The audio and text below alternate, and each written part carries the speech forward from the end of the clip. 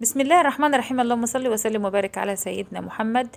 كل سنة وانتم طيبين يا جماعة، بمناسبة رمضان خلاص على الأبواب. اللهم بلغنا رمضان لا فاقدين ولا مفقودين. رمضان بقى يعني سحور يعني فول وزبادي. طيب أنا طبعا ما حبيتش رمضان يجي من غير ما أعمل لكم الزبادي على طريقتي، لأن طبعا هيبقى بقى الزبادي موجود في السحور.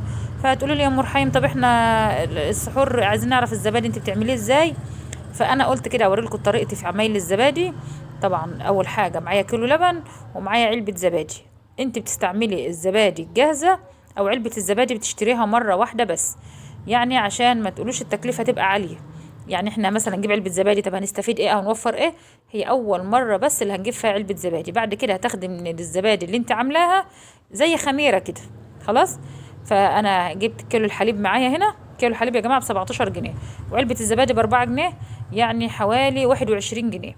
فانتوا طبعا هتشوفوا الكميه اللي معايا اللي هنعملها من كيلو الحليب، وانتم بنفسكم هتحكموا يعني تشتروا الجاهز ولا تعملوه في البيت اسهل. طبعا غليت اللبن بتاعي، واللبن بتاعي يعني برد، هو ما بردش قوي بقى دافي كده شويه.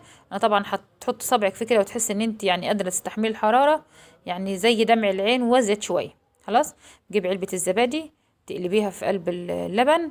لو انت عايزاه زبادي طبيعي، لو انت عايزاه زبادي بنكهه الفراوله بتقسمي على 2، يعني شويه بزبادي طبيعي وشويه تاني بزبادي بنكهه الفراوله. بتحط له كريم شانتيه، معلقه او معلقتين من اللي هو الكريم شانتيه بطعم الفراوله، او بتحطي له اللي هو الدريم الاحمر اللي هو بطعم نكهه الفراوله. خلاص. ده لون بس، فبيديله طعم ونكهه زي الطبيعي بالظبط، وبتزوديه معلقه سكر. بس انا النهارده هعمله كله طبيعي.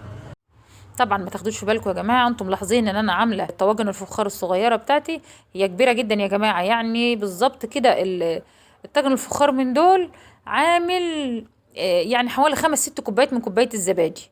فانت بقى تحسبي تشوفي كوبايه الزبادي يا دوبك معلقتين، لكن انا عندي الطواجن الفخار دي واخده كتير جدا.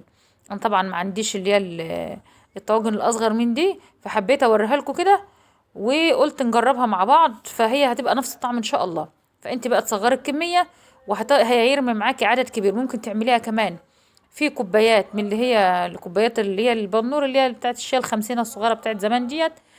ممكن تعملي في طواجن اصغر من كده، ممكن تعملي في كوبايات اللي هي الكوبايات البلاستيك.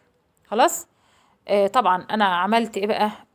دي طريقتي في عمايل الزبادي يا جماعه. لو ولعت فرن من غير فرن ومن غير مكنه زبادي ومن غير اي حاجه خالص، بعد ما قلبت الزبادي على اللبن بتاعي حطيت فوطه، وحطيت الطواجن بتاعتي في قلب الصينيه، وغليت شويه ميه، يعني حوالي لتر ميه، وحطيته زي ما انتوا شفتوا كده في قلب الصينيه، علشان ده اللي هيخمر معايا الزبادي. يعني البخار هيطلع هيخمر معايا الزبادي من غير ما احطه في الفرن ولا اي حاجه. بسم الله ما شاء الله. الزبادي بتاعك هتسيبيه مش اقل من 8 ساعات. طبعا غطيت عليه كويس ودفيته، وغطيت حطيت فوطه من تحت وفوطه من فوق علشان التدفئه زي ما انتوا شايفين، علشان الزبادي بتاعي يعني ايه على البخار بقى. هو كده احنا بنسويه على البخار. طبعا الجو برد يا جماعه، فعشان كده انا حطيت الفوطه من تحت وحطيت الفوطه من فوق. انتوا طبعا شايفين الزبادي بتاعنا متماسك ازاي. انا هنا بوريه لكم بقول لكم انا عملته من بالليل، من حوالي الساعه 10 بالليل. قمت تاني يوم يعني حوالي الساعه 8 الصبح 9 كده، قلت افتح عليه واوريه لكم الاول قبل ما يعني ايه ناكل منه ولا حاجه. الزبادي بسم الله ما شاء الله عامل معايا وش، وعامل معايا طبقه كريميه، وعامل معايا لان الزبادي انا عملته كامل الدسم. لو انت عايزاه زبادي لايط هتشيلي الوش بعد ما بتسيبي اللبن يبرد، هتشيل الوش بتاع اللبن معانا. بس سهله وبسيطه خالص يا جماعه. السلام عليكم ورحمه الله وبركاته.